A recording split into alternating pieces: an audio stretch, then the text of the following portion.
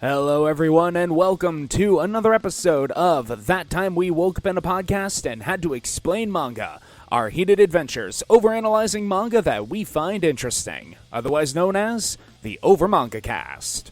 My name is Sam, and welcome to the first part of Revisit Month, a whole month where we're going to be going back and looking at some of the previous properties that we've covered here on the show. Starting it off, we're going with popular choice, and looking at the analytics, y'all love it, we love it, it's Chainsaw Man by Tatsuki Fujimoto, and this time we are covering chapters 71 through 97, the Santa Claus arc. If you already know what I'm talking about, you know that things are about to get wild. So let's jump right into the program.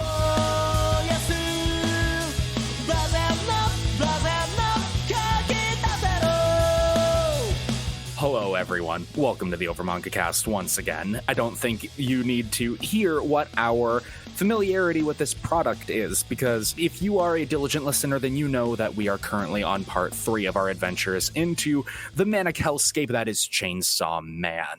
So yeah. Just quick overview. Sam, Jacob, and Jay are all newcomers at this point, and I have finished the series long before we started this. And so he is delighting in our suffering, I am sure.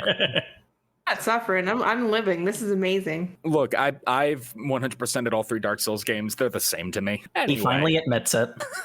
Anyway, I suppose we should just dive right into it then, because we pick up after the hideous, gut-wrenching, heartbreaking tragedy of last time, where Matt decided that we weren't allowed to live in the kinder timeline where Reze was leaving.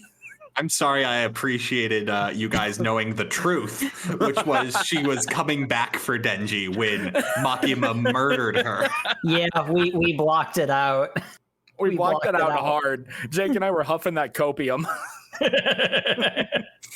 But we find Denji in a bit of a funk, as you might expect.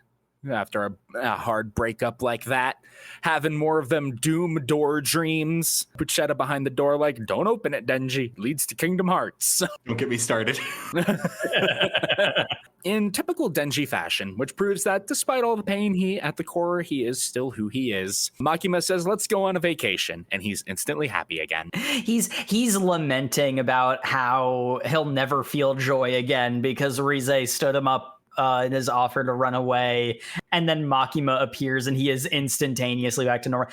And like, this is another case where I really want to read the first part again because it is so funny. Like, it's so obviously played for comedy. I feel like if I had not turned around on Chainsaw Man, I might have had a problem with it, but like... Yeah, I think in the first episode, you specifically brought up Denji like flip-flopping like that as like one of the things you didn't like about his character. Yeah, yeah. At this point, it's pretty obvious. No, this is just how the mangaka sets up the obvious joke of. Mm-hmm. Yeah, I didn't read it as comedy, which I still assert that it's down to a matter of framing, and I still, stand by what I said there. But like, it's obviously a joke now that I see the series through more clear eyes, so to say. We call that character development, Jake. Real life character development. These dreams of a vacation are cut brutally short, as we cut to the news showing Denji brutalizing just everything from last section. I feel criminally underrated that we're skipping over one of my favorite lines, which is when Makima offers the vacation to everyone. Power goes, "Oh, I'm planning to do something that day. I haven't mentioned a day yet." That was pretty great. Okay, this entire section, I'll say it right now, has some top tier power in it. Yes. Power has acknowledged she will never be as strong as Denji, and that's fine because she can side character it up. Oh yeah, yeah, and we didn't get a lot of power last time either. Mm-hmm. Like we got like the training bit in the beginning, but she was out of most of it. She was explicitly gone for the Katana Devil fight and the fight with Reze. So yeah, but we also get one of my favorite panels. Actually, my favorite panel is coming up because, as I said, the vacation has been cut short by the realization that, oh no, Denji has kind of been outed to the entire world, because how in the goddamn hell are you going to hide just everything from last time. Which is an especially impressive feat because we got established by Makima that the public sector has the ability to censor the news reports. So the fact that Denji's still appearing on the news means... It was very unusual and discomforting to Makima that somehow this news got out. Which, man, just given everything that we get in this entire section, I almost want to say that Makima is playing up being disappointed. She intended this to happen, so she's pretending to be annoyed by it. Alternatively, Santa Claus. Let's try to unpack the Santa Claus, how we're introduced to Santa Claus. Let's first give our listeners any hope of understanding this. What is essentially said is that the knowledge of Denji, human fiend hybrid, which is different than a fiend on their own, which is like a devil that takes like over. A perfect hybrid, though, because there are some devils or some fiends that do have still prominent human traits, but Denji seems to still, be mostly human. Because perhaps one of you could answer. I can't remember his name, but the one with the doctor mask. Violence. Yeah. He was also talking about when he's talking about the fact that he's praised for, still having a significant human part. So the big thing about violence, and we'll get to that later, is it's less that he is a human being with devil's powers, which is what Denji explicitly is. He is a fiend in the traditional sense, in that the violence devil made a deal with somebody to have their body. And he just lucked out that body still had a mostly alive brain that he could hijack. The big distinction is for violence, he remembers all of the human body's memories. Whereas the thing that's weird about Denji is a fiend is a human corpse possessed by a devil. Denji is Denji, except he can also become, he can use all the powers of the Chainsaw Fiend. So he never died. He's still alive. Yeah. Essentially. And the Katana Devil and Reze, we've both established, were the same as Denji. They are people with devil powers. Right. Mm-hmm. Which makes them ludicrously powerful.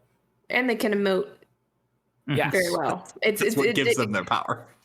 Yes. Power is emotion. They use their cursed energy to... Oh, wait, wrong series.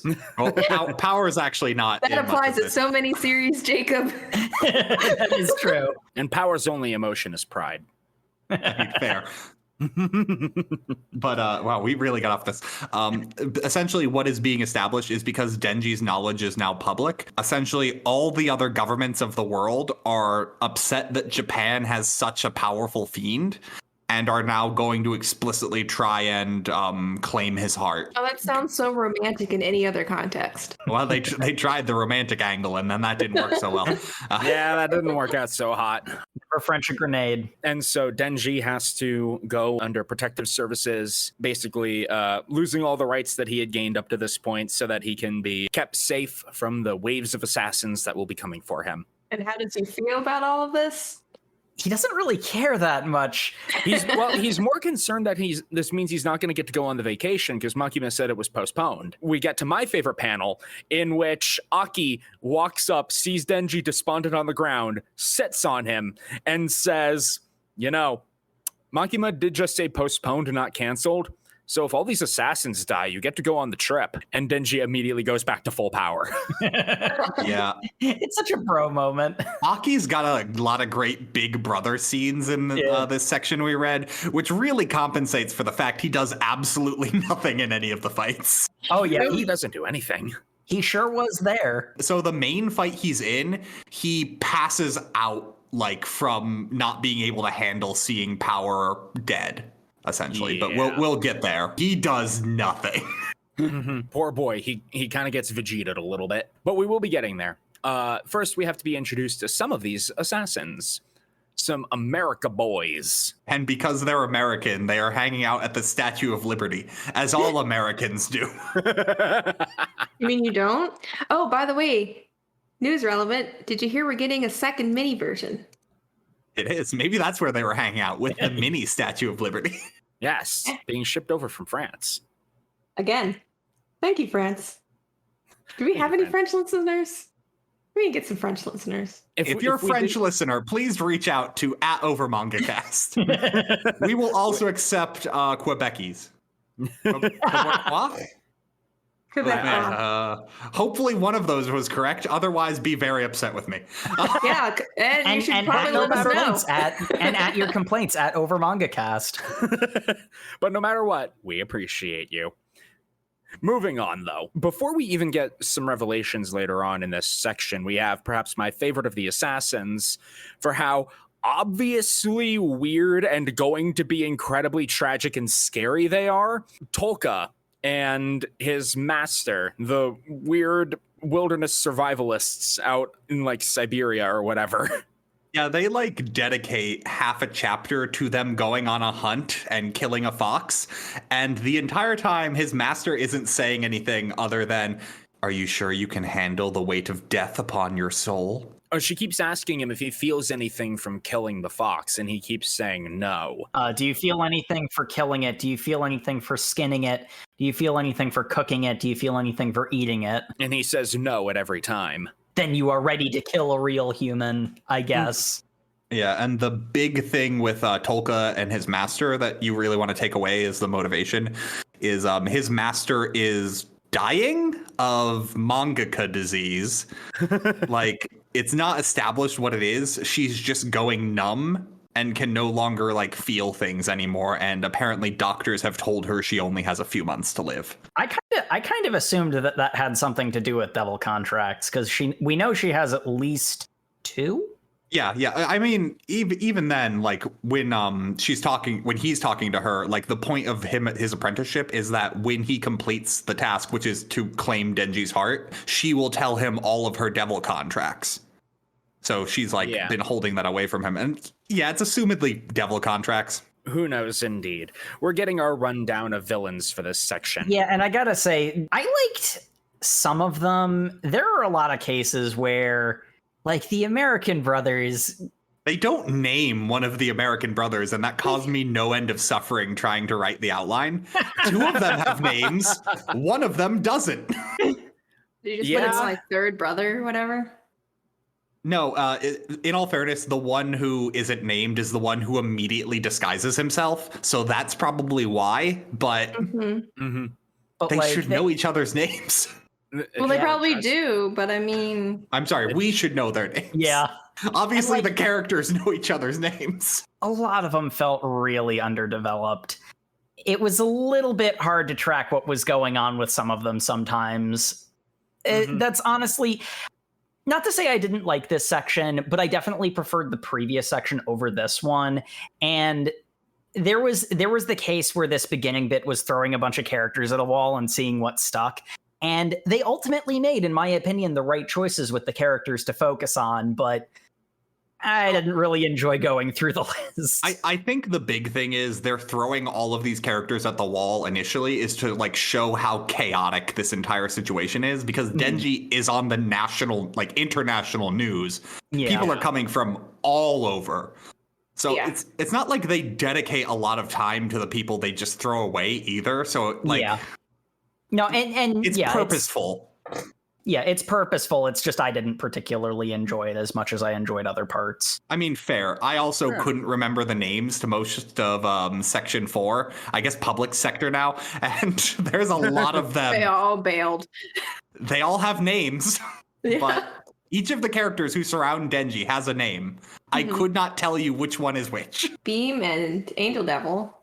Beam and Angel are important. They're also not around Denji is the problem. We get all the humans. Yeah, there's a squad protecting him, and one of them has rocks. We'll get to him. Yes, but the important thing that we need to note about the America Bros is that they are invincible, or they are immortal, is what they say. In case what we've been talking about hasn't been a red flag, they do have a speech amongst themselves about how nothing can kill them because the gun devil didn't. They got lucky. They have experienced a great amount of luck in life, and therefore they have determined that they are immortal. Yeah, they have the huge survivorship bias. But like, if that's not just hanging a little foreshadowing on the door for you. Yeah. The second they had their power their like power team pose, their right stuff walk saying we're immortal. I'm like, y'all gonna freaking die. And we also point out, compared to what we hear all the other assassins are getting paid, these three brothers are getting offered $2 million by the US government. Which is not nearly as much as everyone else is getting. It's not nearly enough for the job they're doing, I would assume. Like, we hear how much devil hunters make. They are going over international borders. They are going to be doing something exceptionally dangerous involving killing a whole lot of people and going up against an exceptionally powerful devil. They really should have asked for more, is all I'm saying. They're patsies is what it comes down to. They are indeed patsies. At least for a few minutes, they are very effective patsies. We've got more villains to introduce. We only got halfway through before we got bored and walked away, much like this arc. Namely, Kianji. We're introduced to her in the middle of a lesbian orgy. Yeah, just casually. Kianji likes ladies. She likes ladies a lot. This is definitely one of my favorite characters, but like it's so uncomfortable when they'll just like stealth hit you with one of those. I also had a little difficulty because like knowing that they're fiends, I'm just like, is it consensual? So one of them is definitely in question. The one whose brain hangs out of her head and can only say Halloween. They're fiends. Is it?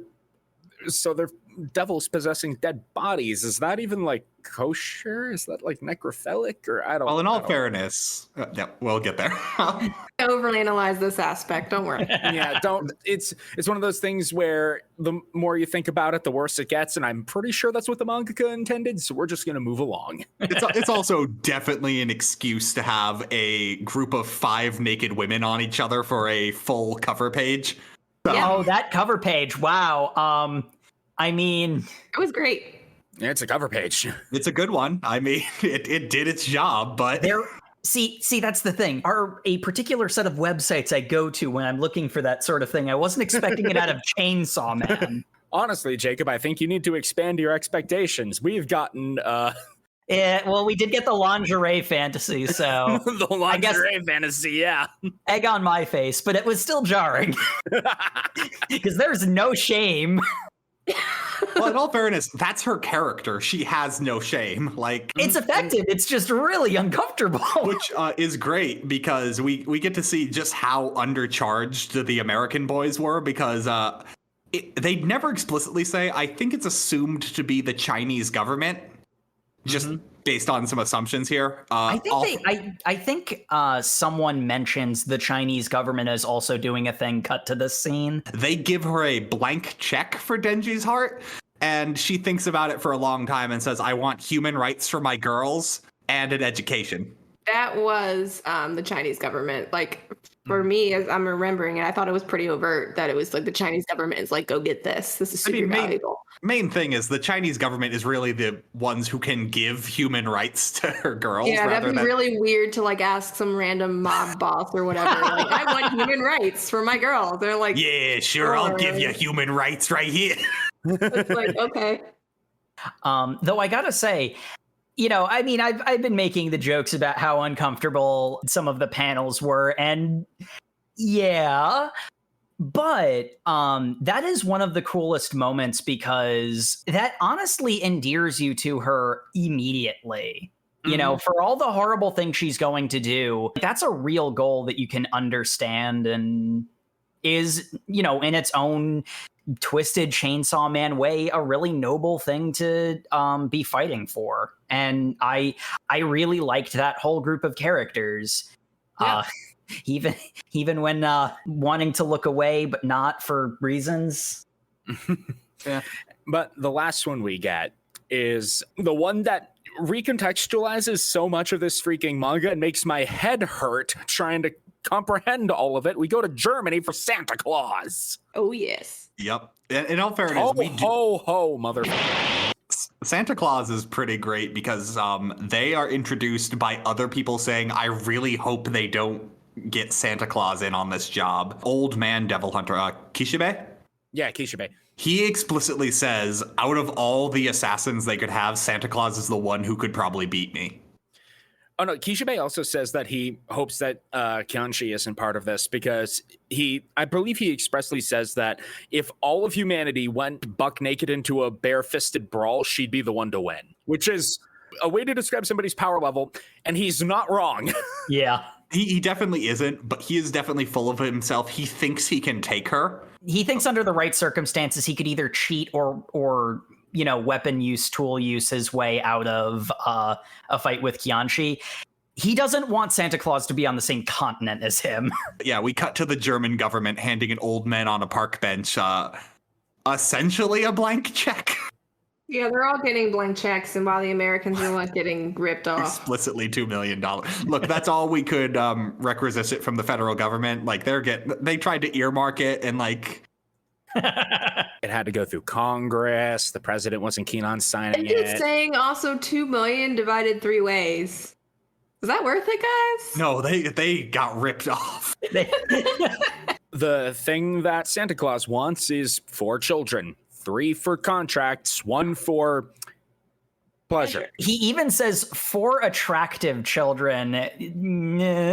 Yeah, so in case it's not obvious, Santa Claus is portrayed by an old man who looks like he diddles kids. So The fact that he wants them all to be pretty, even the ones he does not want for pleasure, makes it feel like he just does not like ugly kids. I assume that the 3 attractive kids for contracts have something to do with the devils that he's. Is he sending them out? Like sending them out to people? Maybe is that? no, he's sacrificing them to devils. Yeah. He's sacrificing them to devils, and devils might have a stipulation that I want pretty kids. That totally sounds like something that devils would want. Because why would they want ugly kids? Like, if you had the option. Like they have like value to devils. Like Khan will only give you his head if you're attractive. Yeah. Yeah, that's all we get of Santa Claus, and it is enough to send all of the shivers down my spine before we learn anything else about Santa Claus. And it only gets worse. It gets so much worse. Holy. so anyway, we get these interstitial scenes of everyone essentially taking the let's kill Denji and take his heart job. And then we cut to Denji being walked around a very public park. Which is a choice. I love this because nothing much happens at first. We get the scene in the public park, and one of Denji's new bodyguards admonishes him for picking up he had dropped his sandwich and was going to eat it anyway off of the ground because it's Denji. We get that scene where it's in a very public park.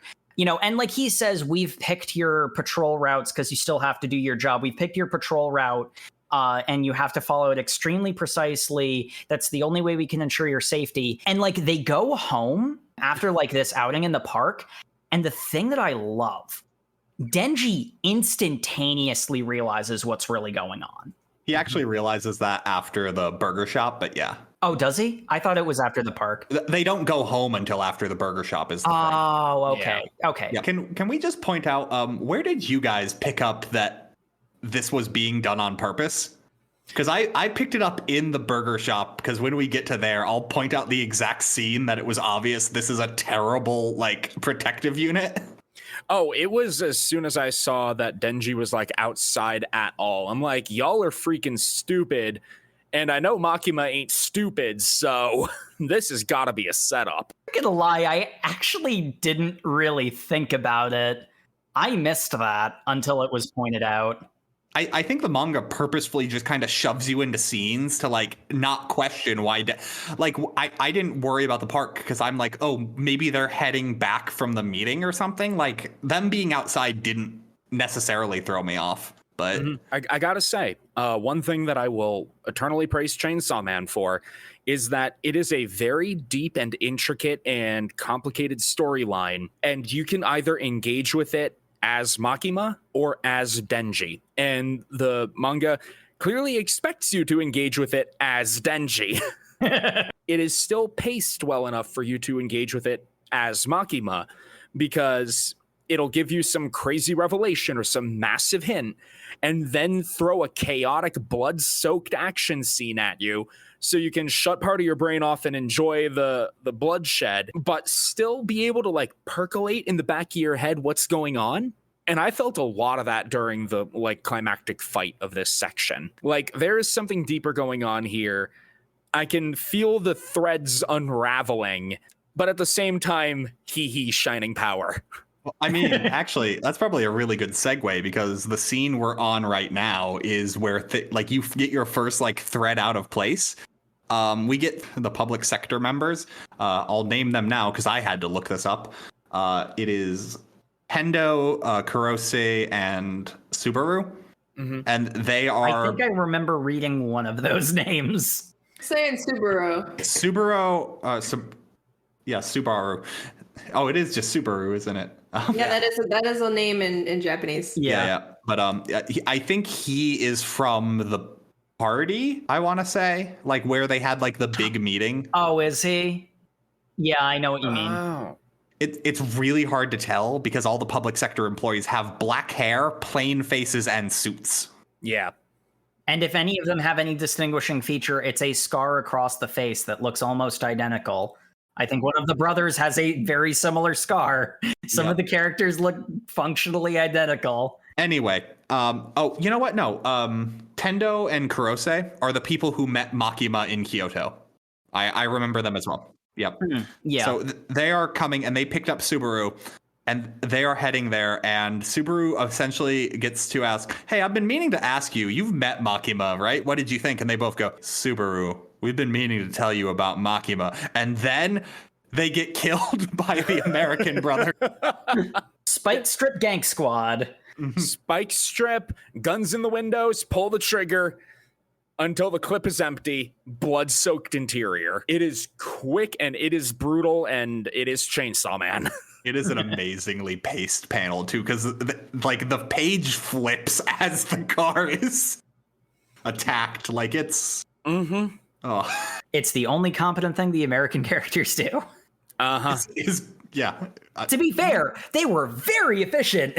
It almost makes you think that they could actually be a real threat to someone who matters. No, because here's the thing. If they had to murder human beings, they'd be really good at it. Yeah. And that $2 million makes sense. Mm-hmm. But they're not after a human. They're after a Denji. Like, maybe they just thought they could be, like, regulars. Like, I don't. We then get to them kind of cleaning out the car as one of the brothers reveals that they have all made a contract with the Skin Devil, which allows them to change their face. And he takes up the role of Kurose. The guy who mocked Aki for being a manga character. Yeah, which is convenient because that character was not named. The one who takes Kurose's face. No name at all. Yep. But the main thing is that we see Big Brother Joey, who's kind of the leader, basically pushing through. And Aldo, the youngest brother, is vomiting because he was not prepared to see 3 people brutally murdered. Let alone participate in said brutal murder. I mean, he did his job. It's the aftermath where he lost it. But I don't think that this is the profession for you, Aldo. Yeah, it definitely isn't. But he keeps doing it anyway. So, like Chainsaw Man loves to do, every time vomit's mentioned, we immediately cut to food. At least this time, nobody's eating it. I mean... So Denji in the burger restaurant does make a reference to, I'm never eating vomit again. Yeah. Well, maybe if I had to. Because Power is being forced to eat her vegetables by the unnamed extras who are, air quotes, guarding them. I don't know why that one guard is so, like, he decides, I need to be your father, is how he's treating these people, and I don't get it. He's got a humongous rod right up his ass, and that's like his one character trait, because that's all you need to have him be in the scenes long enough to get to become die. But yeah, so this is where the facade that they weren't being lured around as bait kind of broke for me, because they are sitting in the middle of a packed burger restaurant. So packed, there is not room for the security detail to sit down. They just stand around Denji and Power eating. Being the most obvious in the entire universe. I'm going to tangent slightly to say, this isn't something that I would normally associate with Chainsaw Man, but a lot of these characters, like the America Bros and the security detail, perfunctory. Not a word I'd normally associate with this manga, but who knows? Maybe it was intentional. The mangaka's a freaking maniac. Anyway, yes, they are being extremely obvious in the Burger King. I'm not Googling perfunctory. You're Googling perfunctory. Shut up, Jacob. Don't tell people what I'm doing.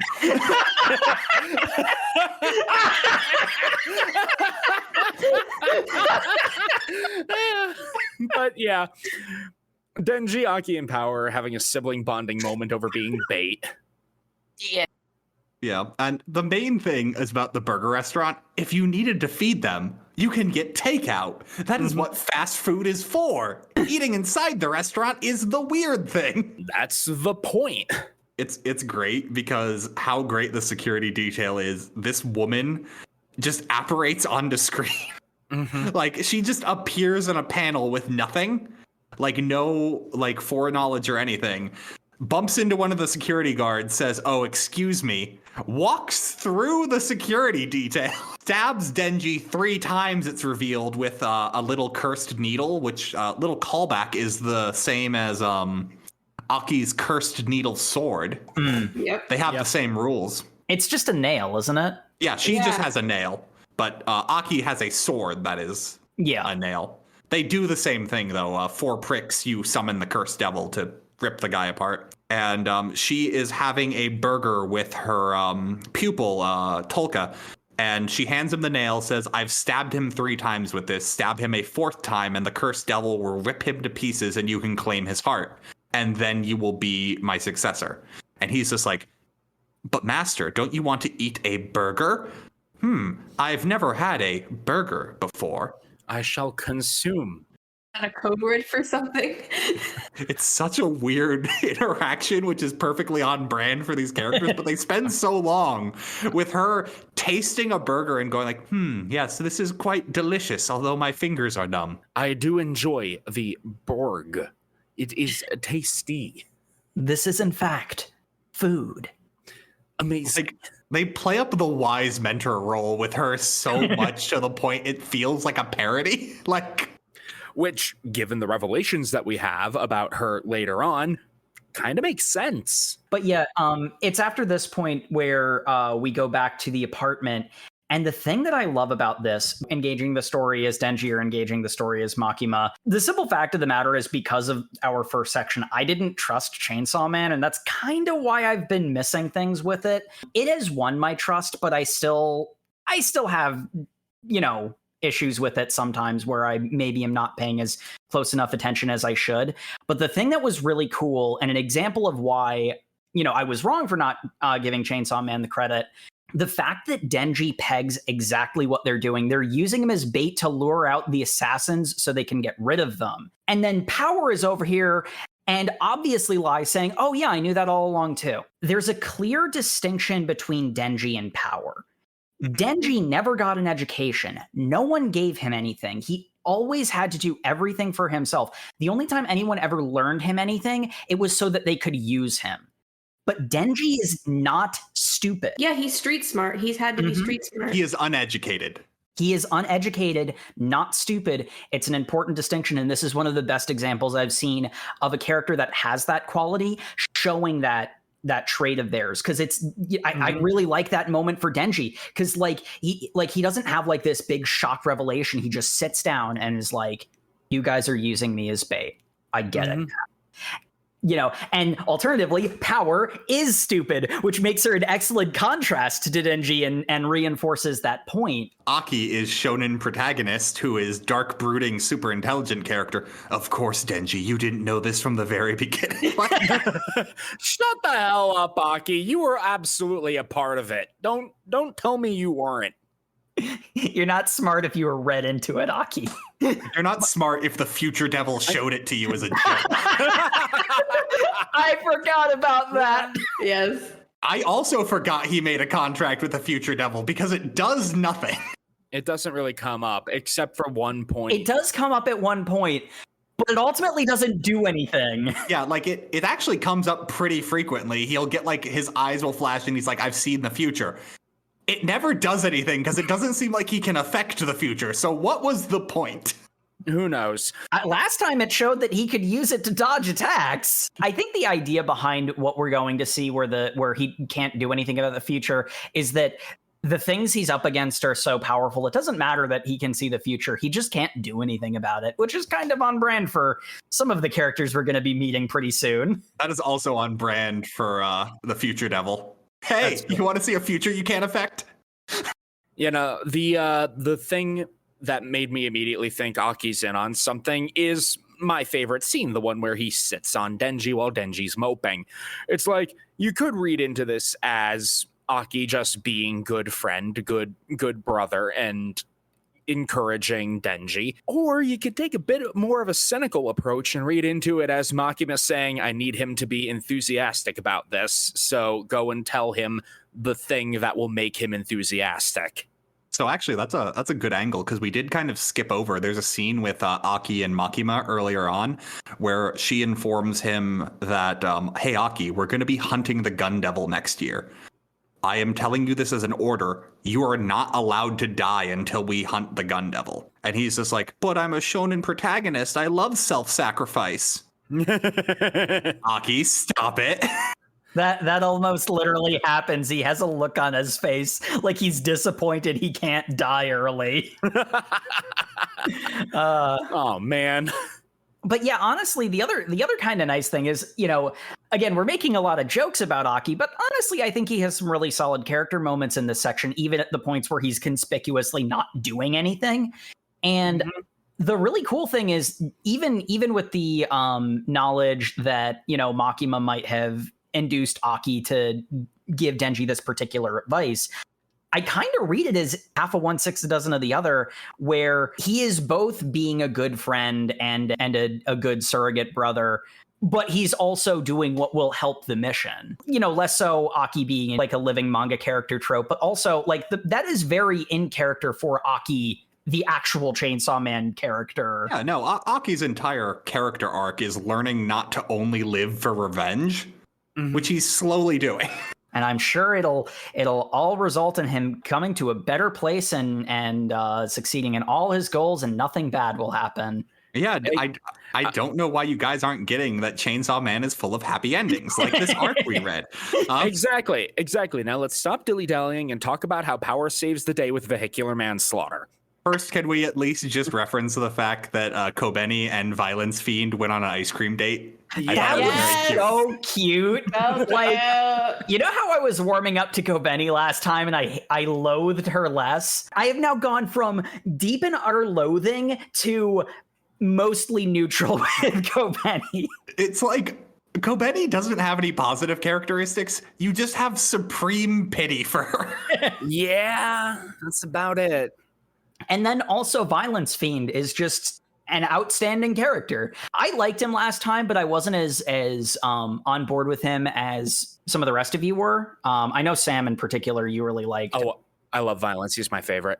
I liked Violence Fiend, but like, oh yeah, he's so great in this. Like everything about him. My favorite part about this little date is it starts off so cute, like they're just enjoying each other's company, and then Violence Fiend like does a 180. He's like, no, I need you to describe me the taste of ice cream. I can no longer have it.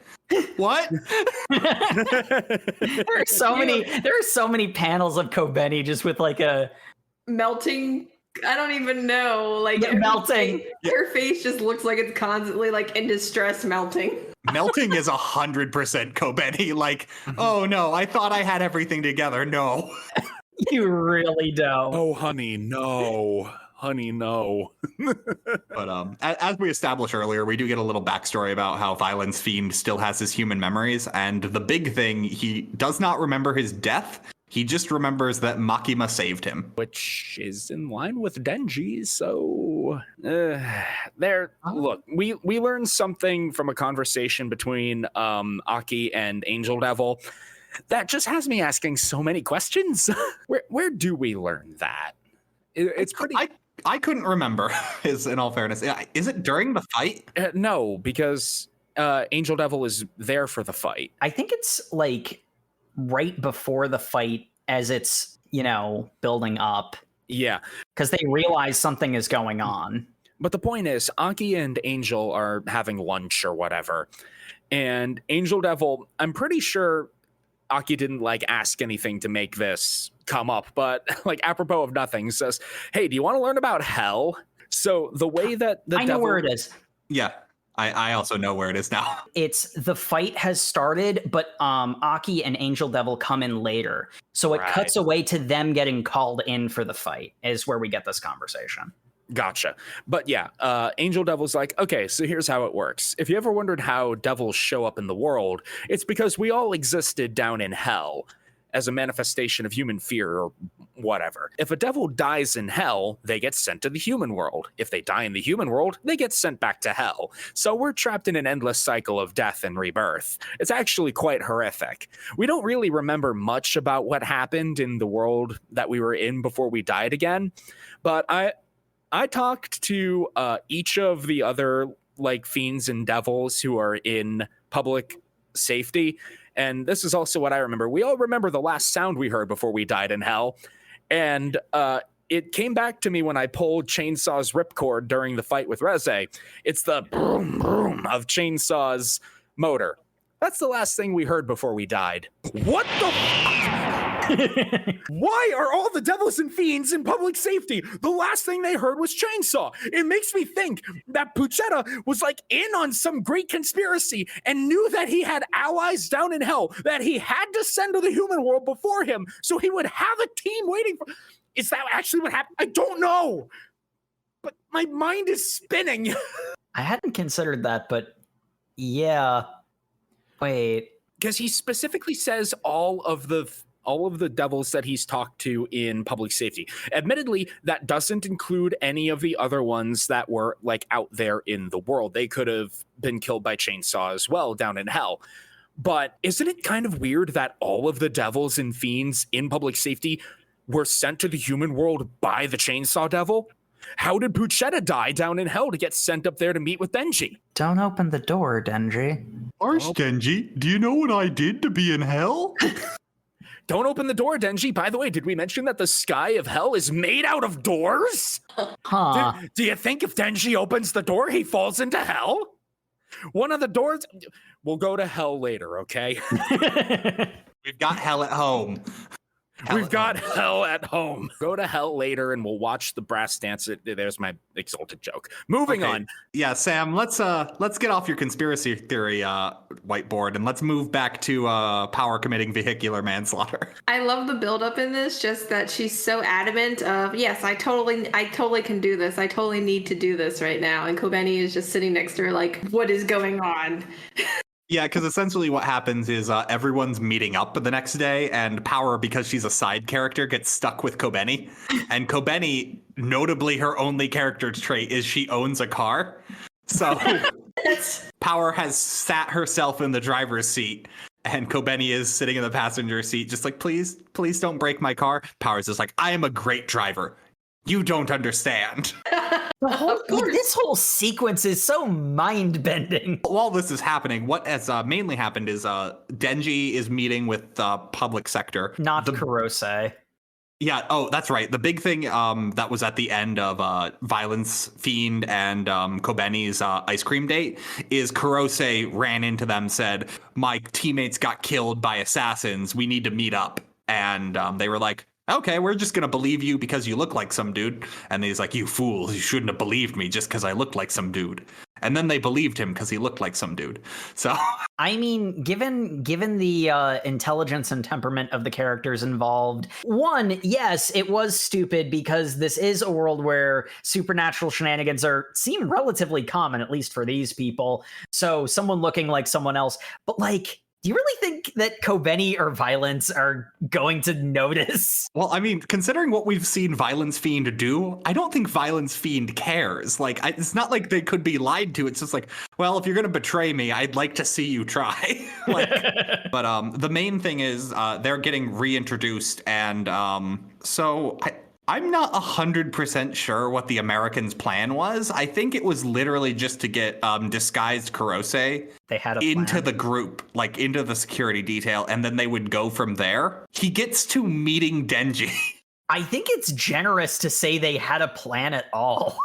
They must have, because they were able to, like, the legwork they had to do to find these people and know they were on the team, like, they've got so much information. Like, to think that they don't have an end plan of, like, how are we going to kill Denji? I'm pretty sure their plan was something to the effect of, step 1, learn about the team guarding Denji. Step 2, step 3, kill Denji Prophet. Honestly, what their plan probably was integrate themselves into the security detail and then cause a disturbance that got them to take Denji off by himself and then secretly assassinate him, because the one thing you can do with fiends is if you kill them before they transform, you can take them down. Yeah. Like we saw last time with the stuff with the katana fiends attack on Denji in the restaurant.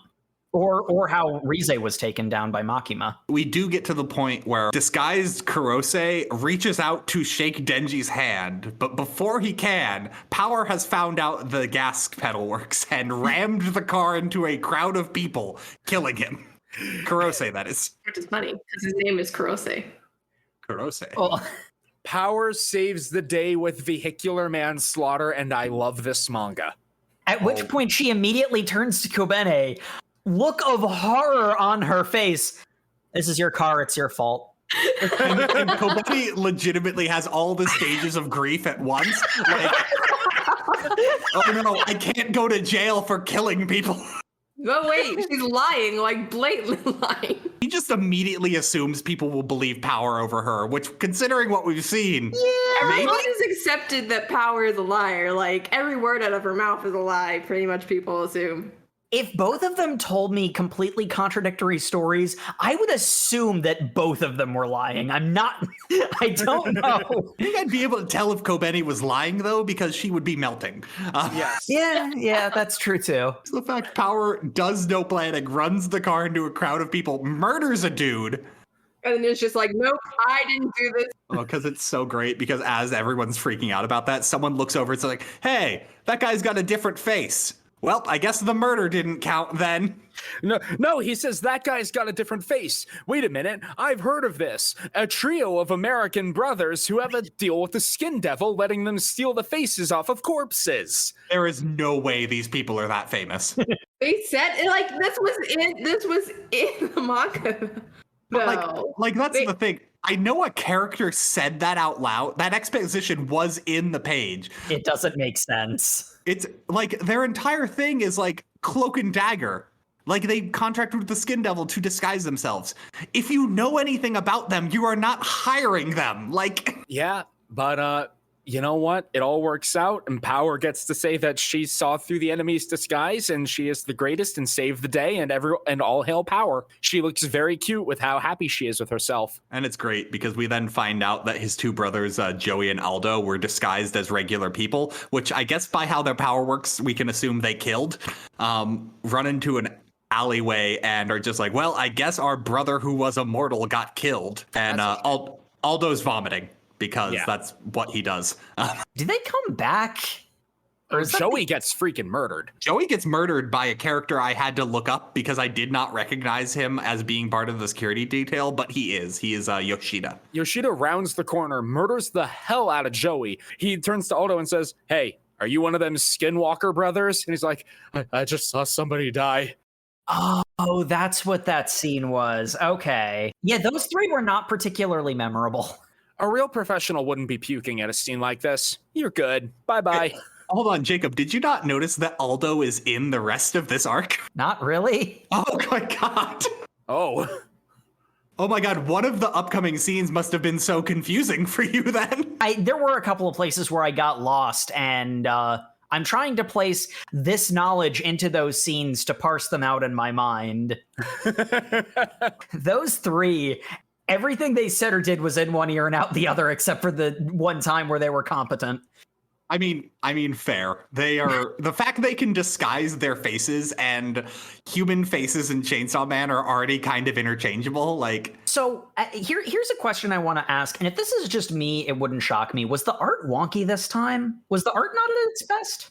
It felt a little wonky. I think there were a lot of characters on screen when normally you only had like a few. So there's definitely some I had to draw 7 different people. Kind of they start fading. Yeah. I think, and I think that's what happened with the brothers, because they are easily the least important characters introduced in any of this. The brothers are super hard to point out too, because they look like each other because they're brothers, obviously. Yeah. But then they all disguise themselves as people. Aldo puts on his disguise right after Yoshida kills his brother and walks around the corner. Aldo has switched from his form into that regular citizen. Scene makes so much more sense now. I had no idea what was going on. Oh, did you just think they were talking to a regular guy? And he's just like, you're right.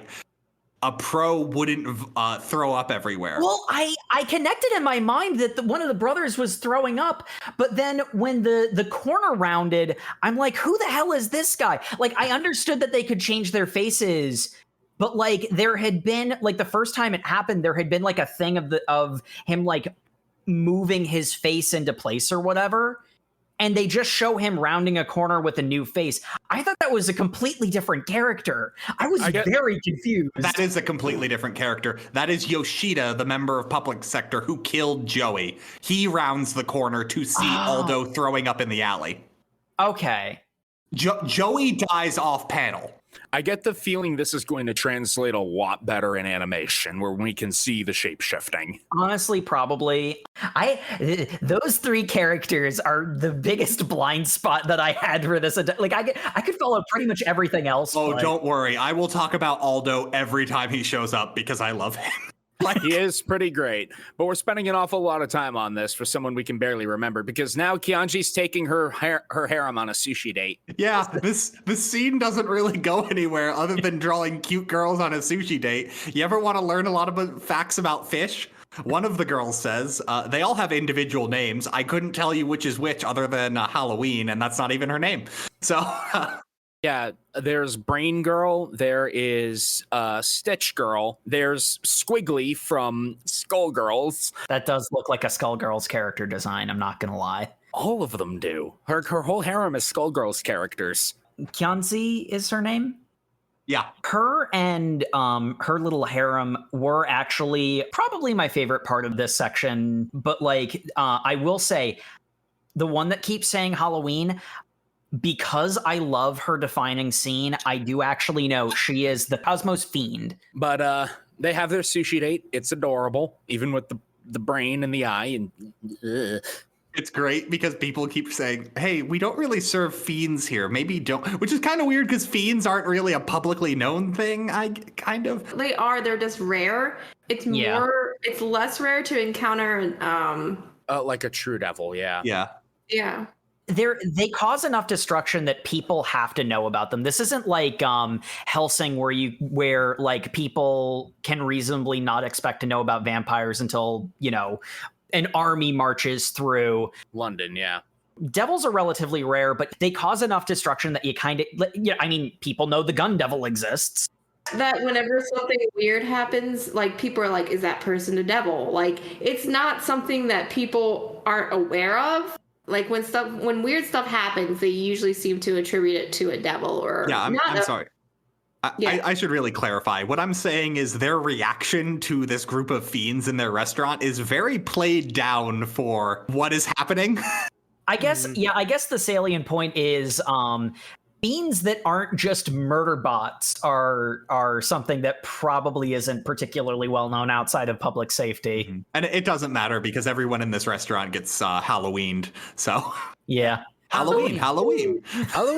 I do like this scene though, because like honestly, it does a really good job of characterizing them. Halloween is the one that you kind of can't not know what she's usually called. They all do have distinctive personalities, and you know you get to know them in a quiet moment like this. And in such a bombastic series as Chainsaw Man, the fact that we slow down for these characters makes you remember them. You know, unlike the brothers. Well, like here's the big thing: is that these two chapters we have are explicitly like quiet moments to like take a break from the vehicular manslaughter to everything that is going to happen next, because it's pretty nonstop after this, isn't it? Boy howdy, does a lot happen after this. Since Jacob forgot Aldo was a character, which fair. The scene we get must have been very confusing for you because it's Kurose going back to his childhood friend because I guess they found a picture in his wallet. because he needs a place to stay for the night. But that's not Kurose, it's Aldo. Yes. Okay, yeah, because I'm like, is this a flashback? Because Kurose's definitely dead. No, and here's the thing. I had to talk to Jay about this scene because I understood what was happening. I did not understand why it was in the manga. Like, because they spend a chapter on it and it didn't seem to have any purpose to me. It's entirely what Aldo's character is he is regretting being an assassin. Mm-hmm. He has lost his brothers. He never really liked it because he is vomiting every time something happens. Mm-hmm. And essentially the conversation he has with... I don't remember brother's name, but essentially like he's regretting... like, I think doing their parents proud and, you know, we're getting older and we really should. Yeah, because he's essentially going to Kurose's friend who is talking to him like he's an old friend. Yeah, Tomino is the guy's name. Aldo has the memories of the person. Like he can access, at least at a surface level, the memories of... No, actually, I think he is faking it. He is faking it. Yep. He's faking it really hard. No, the point is that he's seeing all these mementos of Kurose's life, seeing that this is a full life led by a human with a rich, complex inner world. And the tragedy of it, the fact that he is wearing this person's face and this friend of this person isn't able to call him out on it, the sadness of that just overwhelms him, and that's why he starts crying. Yeah, because that, like, the explanation of that angle, suddenly it makes a lot more sense, because what his friend is saying is, hey, public safety is a dangerous job. You could die at any time. Why don't you quit that job and work with me and do the thing that we always dreamed to do? And Aldo knows that that can't ever happen. Yeah, his friend's essentially just saying, like, dude, we should quit. Hey, is your girlfriend mad at you? Why aren't you staying with her? And Aldo's just like, I didn't even know this dude had a girlfriend. Great. This is more on my conscience. And, like, he's just... this person is offering Kurose, like, hey, you should get out of this dangerous life that you're not happy in, and you should come and do something normal with me. And Aldo breaks because he's just like, this is such a sincere offer I cannot take up because I murdered your friend. Mm-hmm.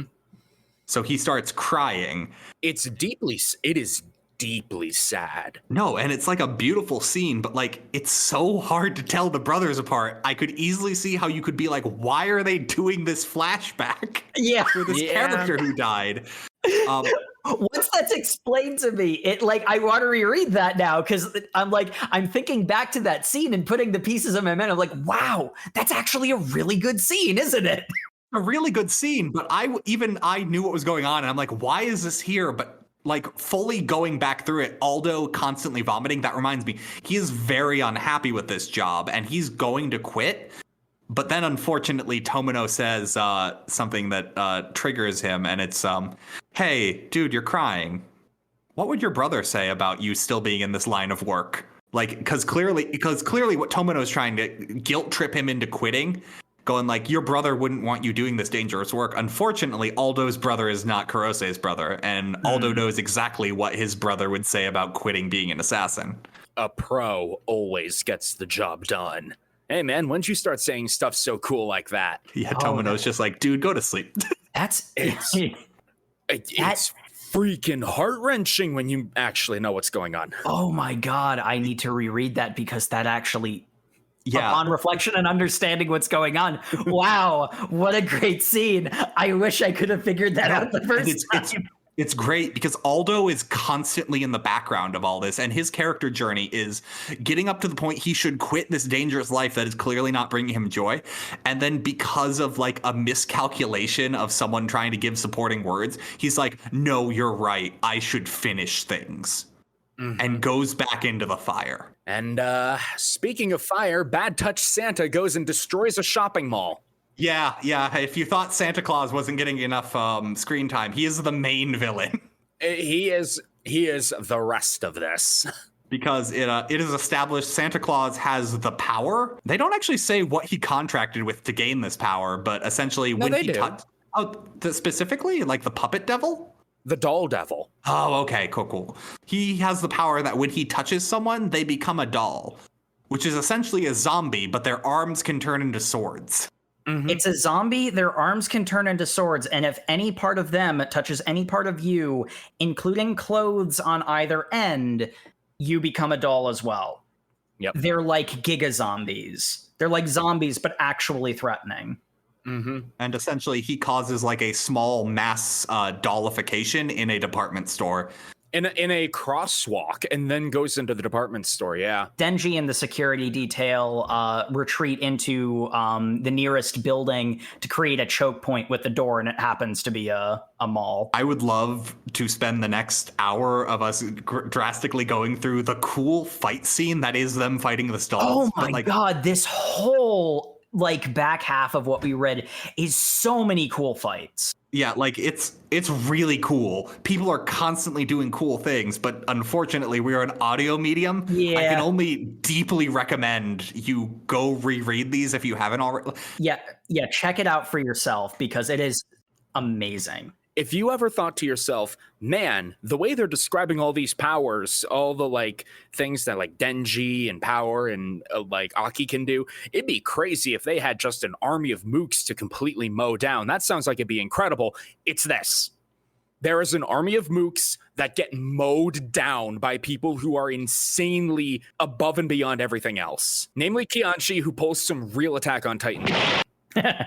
Yeah, he's pretty cool. I realize I kind of undersold Aki. He's got a lot of great scenes in this fight scene, and that his contract with a future devil is causing him not to be dolled because he is constantly dodging people. And then we get a throwaway line that fiends can't be turned into dolls, so Denji and Power are cool, which is fine because they can only hand-to-hand combat, so... There's a pretty funny, like, Dawn of the Dead moment where they're running up an escalator and Power's like, oh, they're catching up to me, and they swarm her, and it's like, this is mildly annoying, and she's getting stabbed and not dollified. And then one of the security detail is like, I guess fiends don't get affected by dolls. Okay. Interesting. Anyway, back to the violence, because there is so much of it. And essentially, like, we get this really cool fight scene, and what's happening outside the department store, we get Tolka wrapping up the nail. I feel like I need to clarify what I said earlier about Kianchi pulling some Attack on Titan. Oh, fair. Because she and the harem roll up, and a couple of public safety guys are like, hold on, you can't go any further. Wait, aren't those a whole bunch of fiends? You can't go any further. We're going to fight you about this. And Kianchi just pulls a sword, vanishes, and it shows her Sonic the Hedgehog triangle jumping off of walls, dashing through all of the various dolls, running straight up in the department center. And then it cuts back to the alleyway where that confrontation was happening to a guy saying, hey, wait a minute, where'd she go? Anyway, let's pull out our guns and destroy these fiends. And then their heads fall off. Yeah, that's really cool. One guy, he's still in the process of speaking as his head is liberated from the top of his head is liberated from the rest of him. Mm-hmm. And Kianchi stops, looks at her sword, which is now deeply cut up with nicks and bruises, and like collapses into shards of metal, drops the hilt, pulls another sword, keeps going. Kianchi's got some great scenes in this. She's got drip. I want to admit, like, a personal failing on my part. Did anyone get to the panel where Kianchi speaks Chinese at some people? And did you think, oh man, did Shonen Jump forget to translate this? Because I saw kanji and was just like, oh, is that? No. That's another one of my favorite moments, because one of the security detail guys, deadass, says, hey, we're in Japan, speak Japanese. Yeah. It's funny and sad at the same time. So the big thing about that too is Kianchi is attacking the reinforcements that were going in to help Denji's crew. So they are fully isolated. The big thing to take away is we see Tolka wrapping up the cursed nail that hits Denji one more time and he dies, and walking into the department store. It's good foreshadowing. It's the Chekhov's gun right there. Hostages are on both sides. Let's have a chat, because Kianchi and her harem have gotten up to the floor where Denji and Power are. Kishiba's there, yeah. Yep. Yeah, Kishiba's there, and he has taken some of the fiends hostage, knowing that Kianchi won't allow them to come to harm. So he has Denji and Power hold them down while they go to have a conversation. And okay, audience, we're 20 episodes in. you probably know how all of us act and talk and how we review things. You know that I love hyperbole. I over-exaggerate my descriptions of things for either comedic or dramatic effect. I mean absolutely zero hyperbole when I say that a scene in this upcoming section sent chills down my spine, gripped me with dread and fear. Because Kishibe and Kianchi sit down to have a conversation. She's like opening up with some banter like, man, you're old. Aren't you like going to fight me or whatever? And he's like, man, you know, an old dog still has some tricks, but I lost my fangs a long time ago. And he pulls out a notebook and holds it up to her. And on it is written, Makima is listening. And my heart stopped. Because Makima has not been seen for a dozen chapters. I felt IRL dread in this moment. And it's the two of them just continuing to have a casual conversation. Kishibe flips a page and he says, I'm going to kill Makima. I need your help. But she can't do it. Kianchi stands up and walks away. Well, actually, it's a little more explicit than that, because she doesn't do the whole like notepad thing. She tells a story that's kind of a non sequitur. It's essentially about how she was a fan of this TV personality, but then some drama came out and completely like ruined like watching the show anymore. Mm-hmm. And she essentially said like, you know, sometimes you come down to it and you really realize that ignorance is bliss. Which becomes an arc phrase for the rest of this. I will say this much. And this again comes down to my trust issues with Chainsaw Man. The whole thing about Kishibe, like with the notepad reveal, I'm going to kill Makima, that felt to me like a cheap twist because he knows Denji. He knows Denji is always going to side with Makima. So why did he train him if he's training up someone who's going to lay down everything to protect the person he's trying to kill? Like, even as an order, he didn't have to train them well. I mean, did he train Denji well? He kind of just kept killing him. Mm-hmm. He gave them good lessons that they used, or at least Denji used, because he's the smart one, that Denji used and used effectively against Rize. Well, here's the big thing. Denji is almost never always protecting Makima is the problem. Yeah, that's true, too. Makima is almost never with Denji. And actually, in this very next section, we get a wonderful example. Well, not this next section, but the one after that. We get an example of how Denji is not always around Makima and how he can be very easily distracted. It's a matter of my trust issues with Chainsaw Man. It didn't read to me. But again, I had such a negative reaction to the first part. I know that it's been coloring my perception of the rest of it. So I understand that's probably a me thing, but I would feel remiss if I didn't mention it. I mean, maybe Kishibe's a bad guy. You don't know. But all we know is that Denji gets his tetanus shot and gets blood-eagled by the curse devil. Yeah, Denji isn't paying attention as this meeting ends and steps on the cursed nail, which is enough to activate the thing. And it's actually really nice point. It's the same thing that happens to Katana Devil when Aki uses his 4 pins. He gets ripped apart. Yep, he gets completely ripped apart, and Tolka has graduated. His master comes around and says, hey, you want to know what goes into making a doll? It's essentially you need to teach it to love, you need to teach it betrayal, and most importantly, you need to teach it guilt. Mm-hmm.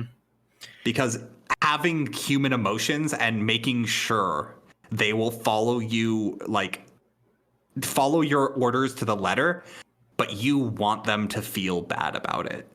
That's why when they were hunting the fox, she was just like, are you feeling anything? Mm-hmm. Will you be able to kill Denji without feeling? And the big thing is, after killing Denji, Tolka is just like, he was just a kid. Mm-hmm. He feels some severe guilt over this.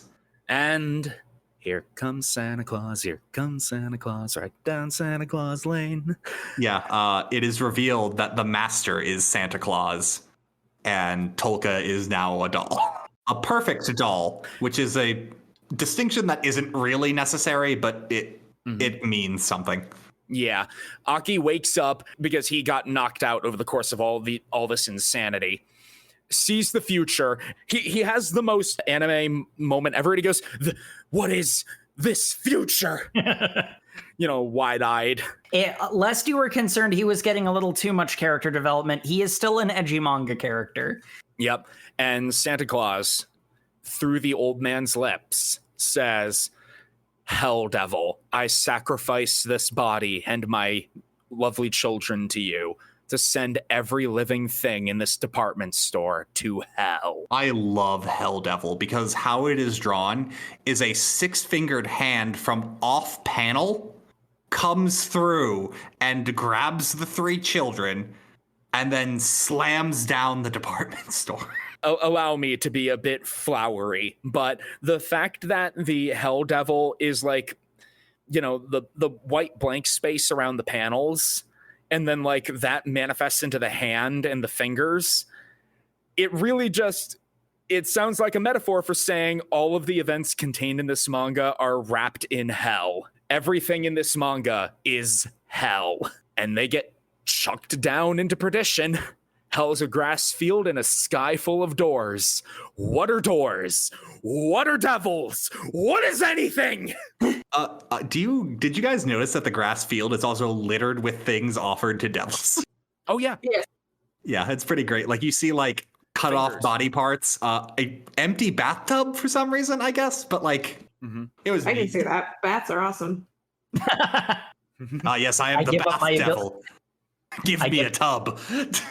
I give up my ability to bathe so that I can, I don't know. Power. Rub-a-dub-dub, 3 fiends in a tub. I mean, hey, fear of drowning in the bath. I have the power to become soap. That sounds like a JoJo stand. Angel Devil, who, might I remind everybody, has been an exceptionally powerful member of the team.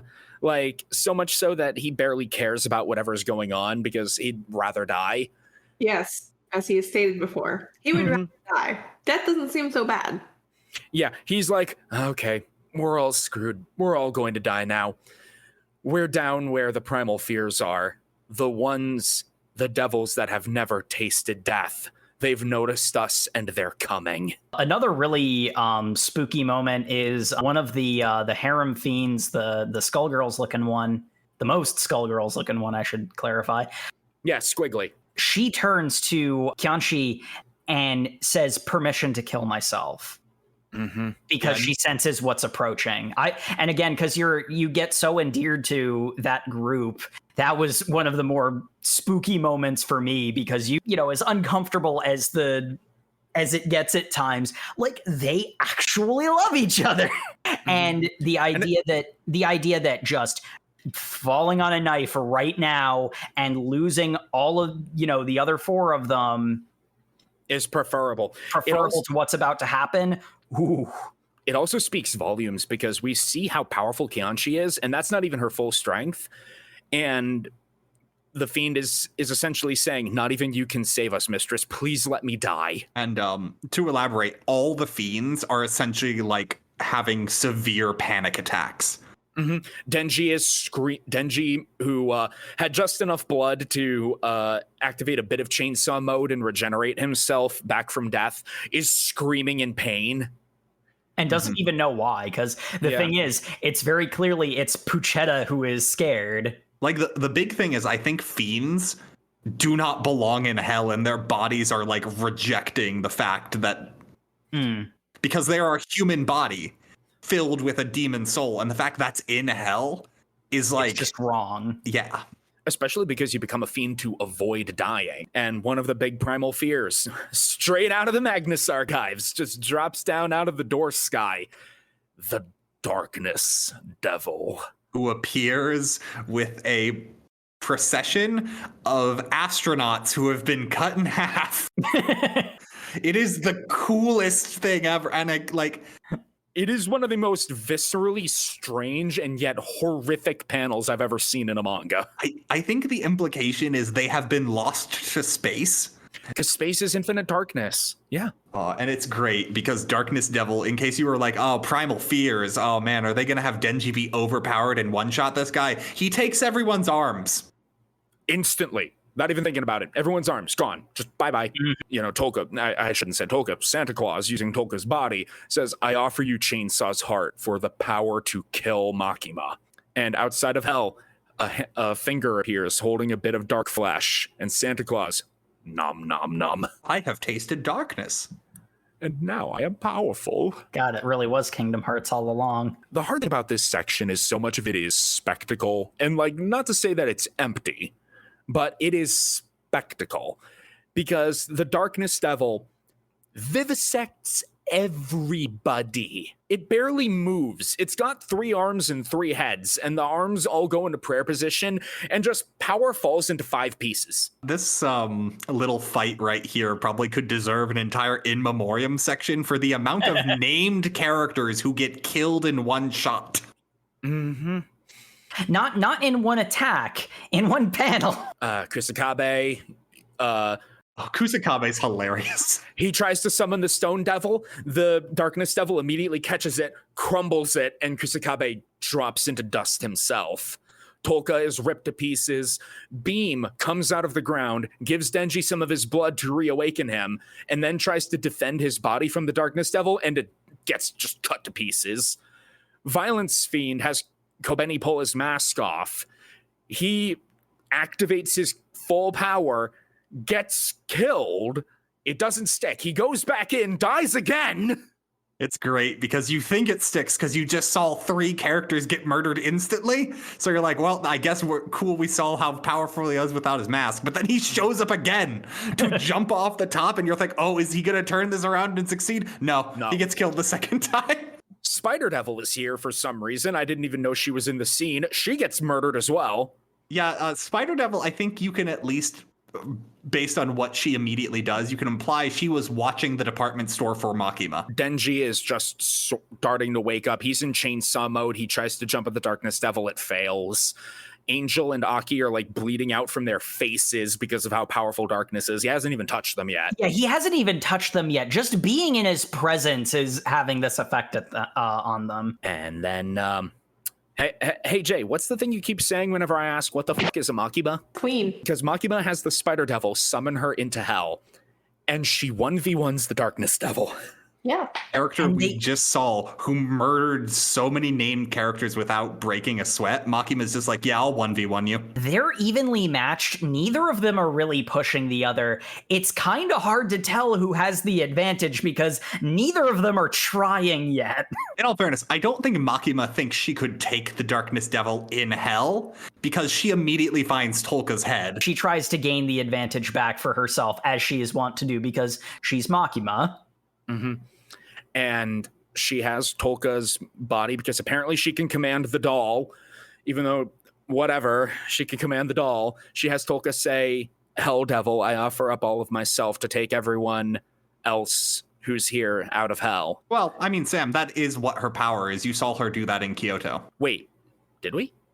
Mm-hmm. She had all those people. They kneeled down and blindfolded them, and then she touched their head, and then they said, I sacrifice myself to... Remember all those prisoners? I remember that, but she didn't have them, like, say they sacrificed themselves. She just had them say a name, and then the people popped.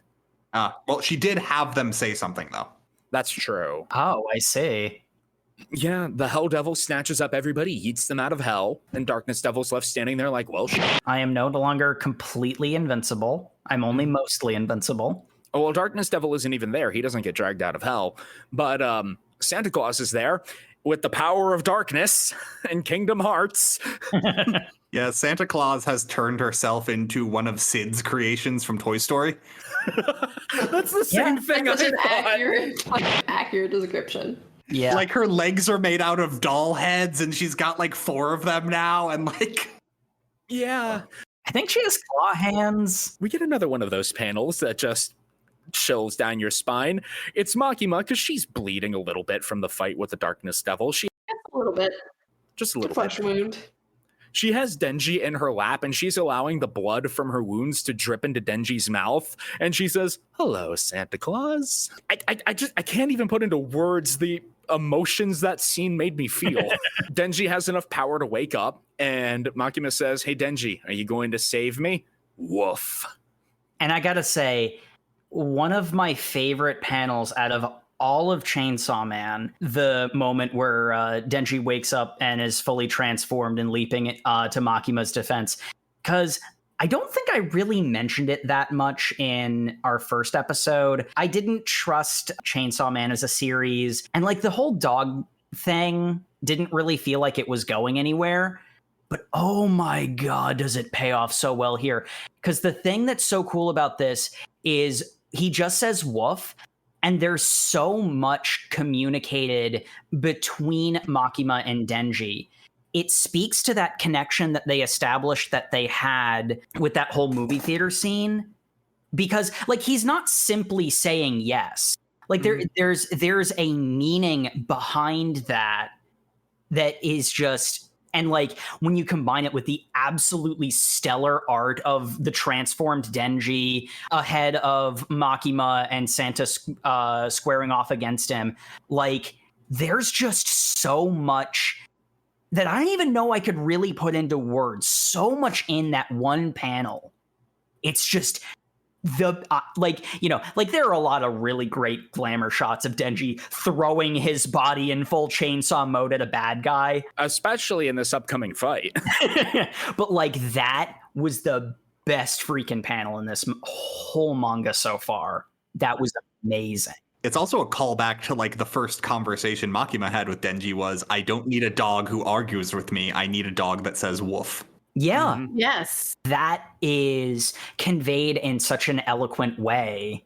Is just, it kind of goes back to the thing I said in the second part where I wish that connection that they had was established sooner, because I would have had a lot more trust for Chainsaw Man to pay that off had that been the case. And that's sort of the reason why I wasn't feeling it at first, because I didn't see that connection.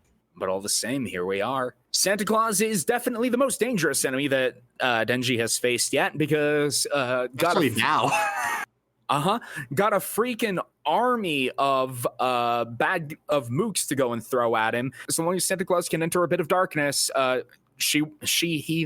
will endlessly regenerate. Like the plural they.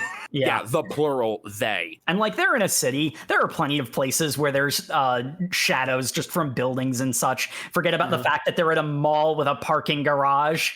Yeah, but then we have perhaps my favorite moment, because this chapter is titled The First Hunter. Kianji bang, bang, bang pulls her devil trigger because she was holding back. And as it turns out, she was the arrow fiend? The hunting fiend? She was something. The pointy thing fiend. She transforms by pulling an arrow out of her eye patch. Like she opens up the eye socket, pulls an arrow out, and then... Her stitched up groupie is the one who pulls it out, because at that point, she's just ahead.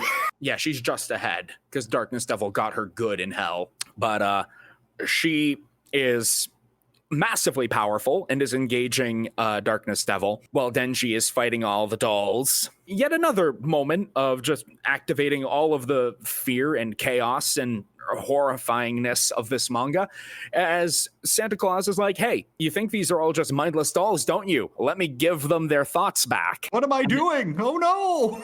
I can't control my body. Oh, there's a devil over there. You're not gonna kill me, are you? And that's one of those moments where Kianchi says to Denji a little bit after that is the point where they're like, you're not gonna kill me, are you? Here's the thing though.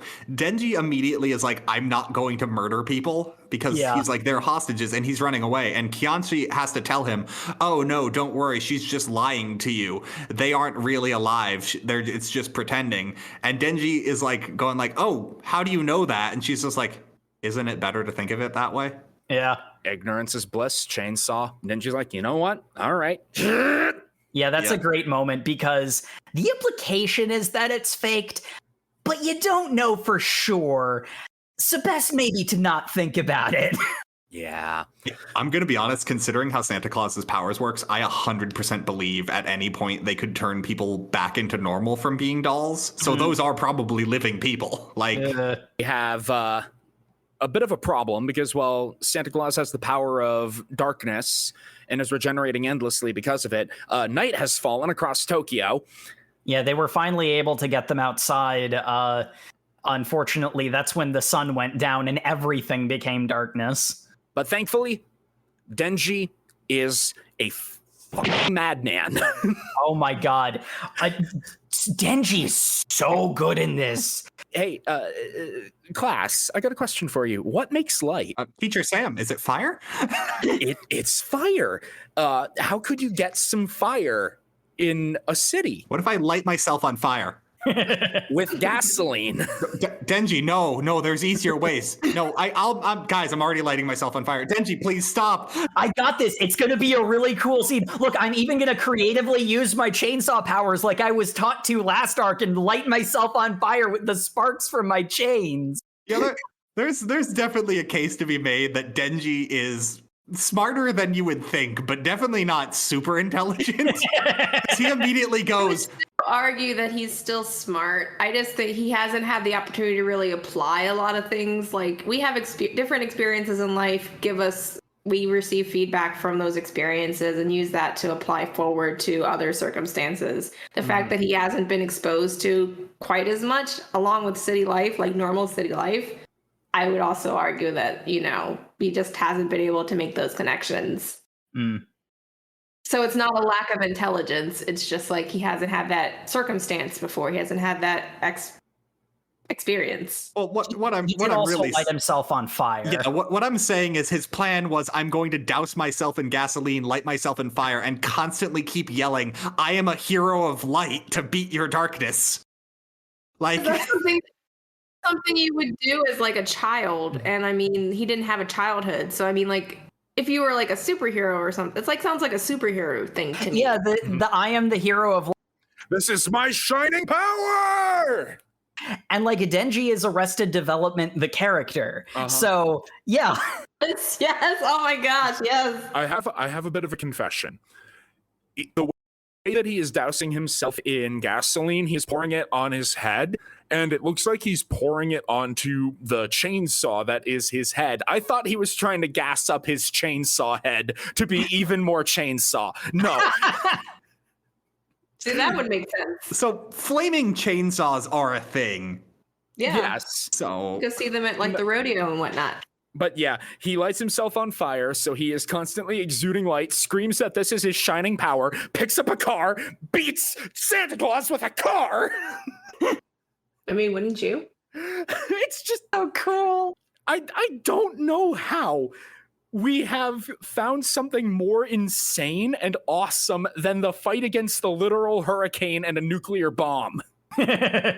Jake, you've been saying that this is some of the best Denji we've gotten. You're absolutely right. Santa Claus is chopped up and on fire. And can't regenerate because they are on fire that is constantly producing light. Yep. And the Darkness Devil says, this won't actually kill me. I have dolls all over the world, and I can put my mind into any of them. You'll never know when a person you're walking by might suddenly attack you. Can you deal with that fear, Chainsaw? And Denji says, yeah, so long as you don't do it on a Sunday. Santa Claus coming to town on a weekday, I can deal with that, but I have Sundays off. I'll hunt you forever. I'm immortal. It's such a good line. It's such a good scene because like Denji is done with the fight and he's just like, yeah, I don't need to keep this going anymore. You are beaten. Like, yeah. He had gone out of chainsaw form, picked up one of the dolls and rinsed it like a dish rag over his head in order to drink the blood to regain his power and put out the fire on him. So he has blood dripping down over his eyes as he's saying, he looks terrifying, even though he's not in chainsaw form. He looks terrifying, but also so cool. Like he's a dark hero in this. Like, all the stuff about like, this is my shining power. Like he's the hero this world deserves. He's the hero this world deserves, who was just fueling himself on the blood of innocent people. Yeah.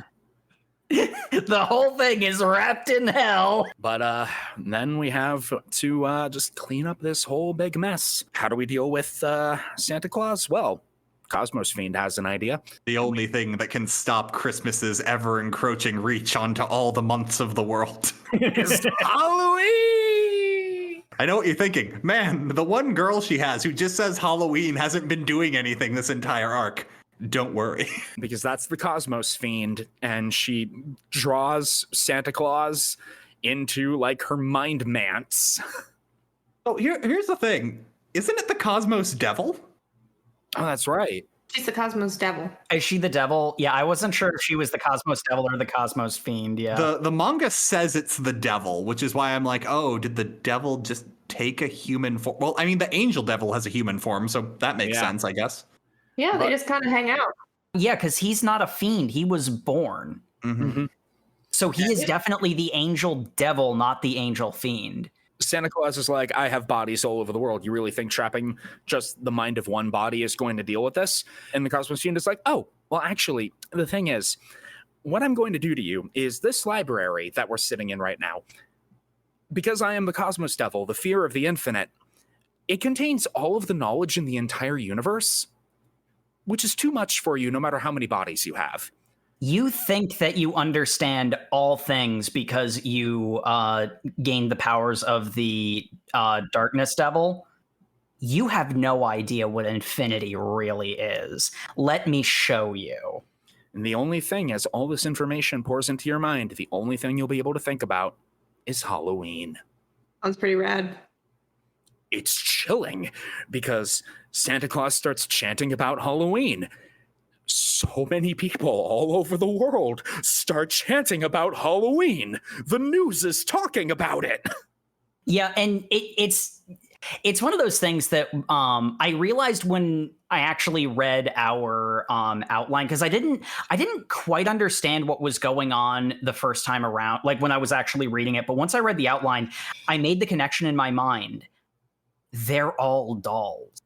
It's talking about how, like, I don't think they give a number, but it's like millions of people around the world are just chanting Halloween, Halloween, Halloween. Because when they sent the dolls out, like anyone who was in contact with these dolls would be turned into dolls. There's a ripple effect. Yeah.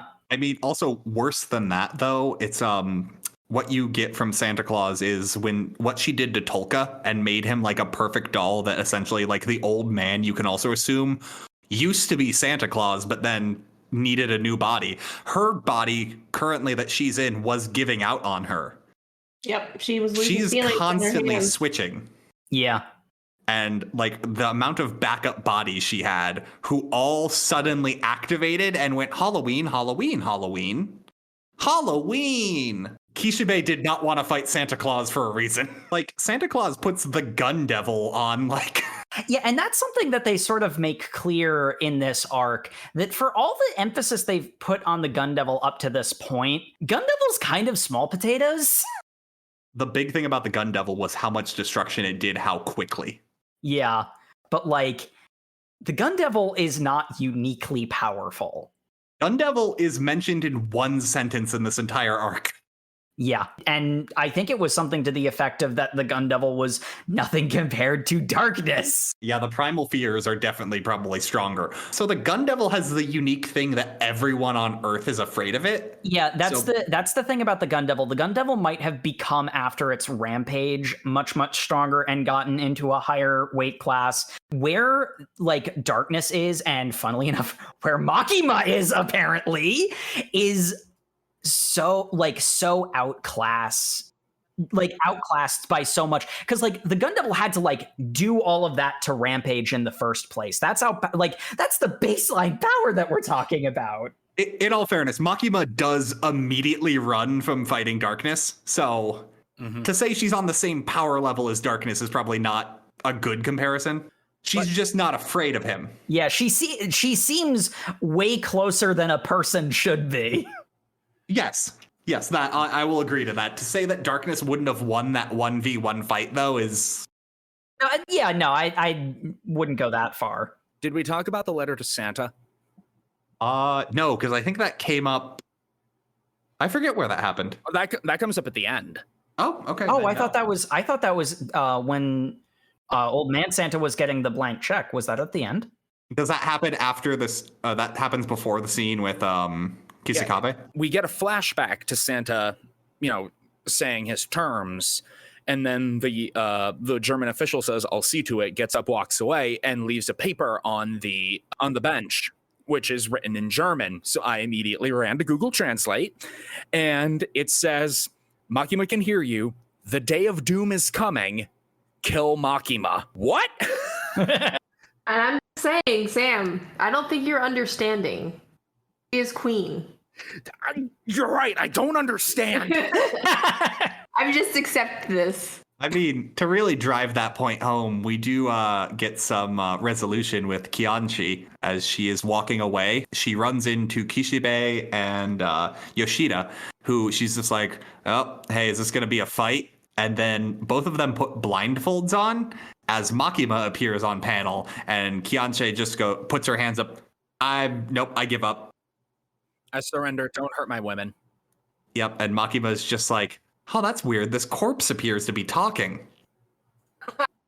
And cuts off all of their heads. Yoshida takes off his blindfold and looks over to see Kishibe still wearing his, and he's just like, hey, it's over. You can look again. And he's just like, Kishibe says, I don't want to see a thing. Mm-hmm. Because ignorance is bliss. Speaking of bits of knowledge, this might be a stupid question to ask, but whatever happened to the brother who said he was going to finish the job? Oh, he gets killed by dolls. Yeah, he gets killed by dolls. You see him in the doll scene. He's one of the Halloween dolls. Yeah. Mm-hmm. His arc never ends. He just dies in the background. It's great. He gets dolled and then he gets Halloweened. And yeah, that thus ends our very, very scary reading for this. Just who. So, good friends. Let's jump into the discussion. Favorite character? Sam, why don't you go first? It's in this particular reading, it's Power. I love Power. Everything about her is great. She saves the day with vehicular manslaughter. Just Power is amazing. Also, Makima. Good. There, I said it. Are you happy? No. Okay, Jay. How you feeling? Who's your favorite? Well, Sam already took mine. I was gonna say Makima and Power. We can share. Good. Jacob? For me, it is really easy, 100% Denji. You know, all the stuff that I said about loving Makima still stands, but in this section, as amazing as Makima's scenes were, like him lighting himself on fire is just showing Denji at his absolute best. Denji is number one, and I really like Kianchi too. For all the, horrible things that she ends up doing, I really sympathize with her because she really cares about her girls. And then, like I said, I still love Makima because, like, she had some outstanding scenes too. And honestly, Denji's best scene was also his best scene because of Makima. So just wow, the characters and the art really shined in this one. It was a little bit muddled in some places, but boy, the characters were outstanding. The ones I remembered anyway. Yep. Aldo is, Matt here. I'll do a shout out to Aldo because his character arc is hilarious. It's deep and impactful, and then he dies in the background. And you see him as a Halloween zombie later. It's great. Yep. My serious answer is Santa Claus. This arc is about Santa Claus, and like, what a unique and powerful villain that like still fits within like the frame of Chainsaw Man. And like, I heard you like zombies, but what if we made zombies even worse? 100%. And I'll give a brownie point out to Kobeni because she had the funniest scenes in this arc, especially dealing with Power crashing her car. I mean, how would you deal with Power's? Power was gonna frame her for vehicular murder, like. Despite the fact that anyone who saw her in the car would be like, "Dude, you were driving. I saw you." No, it's her car. It's her fault. Yep. Kobeni definitely deserves pity points, but very little else. But yeah, I've been asking it this entire time. What the fuck is a Makima? Makima is Makima. Second discussion. What's up with Makima? I'm obviously going to be sitting out, so. Needless to say. I was talking with Jake a bit about this in the pregame, so I'm just going to toss this one out here right now as my crazy, insane theory. I don't think Makima's human. I think she's a devil. In fact, I think she might be the devil. The devil that is the fear of devils. Yeah, that was sort of the conclusion that I had come to as well. That Makima could very easily just be a devil. All she does is deal in power plays and manipulation, kind of like contracts. And honestly, that thought might be why I was so inclined to think Makima was at least approaching the power of the Darkness Devil, because, like, if it turned out that she had been a devil all along, then, like, if she's the devil, what greater fear in that universe would there be than devils? Mm-hmm. No one would be able to stop her, which would explain why everybody is so keen on killing her. And also, what is the Day of Doom? Does killing Makima cause the Day of Doom? Is she trying to prevent it? Is she trying to bring it about? Is killing Makima instrumental to preventing the Day of Doom? We don't know. All we know is that the Day of Doom is coming and Makima has to die. The thing for me when it comes to, like, predictions of this series, I know that just because of the way that Chainsaw Man works, you're not going to get, you know, like, Denji and Makima living happily ever after or anything like that. You know, like, the sappy romantic in me would want to see that happen, but it's obviously not going to happen because that's not this world. But, like, one of the thoughts that I had once I started really getting into it and paying close attention to, like, the characters and stuff, one of the immediate thoughts I had is, like, Makima is probably going to betray Denji at some point.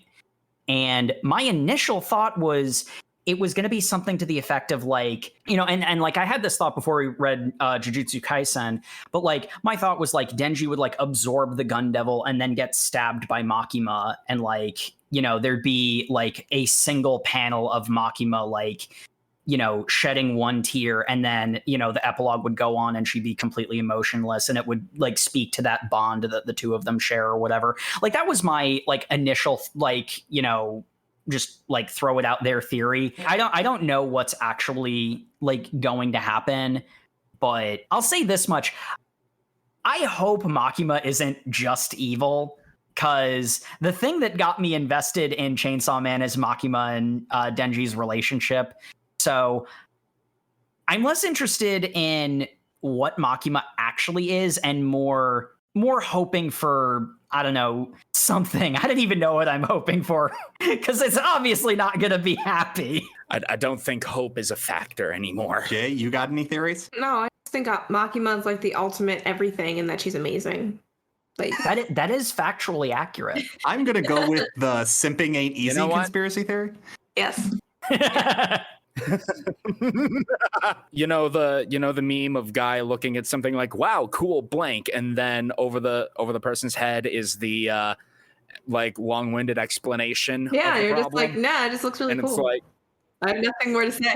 it's like, no, looking at Chainsaw Man is the long-winded explanation, and over the top of the head is thirsty boys can get really broken. So in summation, we have no idea. We have no idea. Thank you all for listening to the OverMangaCast. Make sure to follow us on all of the socials where we are at OverMangaCast. Like, comment, and subscribe on whatever platform you like listening to us on, or on basically all of them that I can tell. And make sure to drop us a review. Also, tune in next Thursday where we are going to be doing some... Matt, I believe this was your idea? I would like to establish we are an American-based podcast, so we need to celebrate the great joy that is the birth of our country with the most American-themed manga I could find with very little effort. The American way. But we are going to be reading Volume 1 of Eagle, The Making of an Asian American President. So I have no idea what this is about. So it's about the making of an Asian American president. You're right. I already know one thing. It's been spoiled for me. It's like Death of a Salesman. It gives away the ending with its title. So we'll see you all next week. Good night, everybody. Good night. Good night, everybody.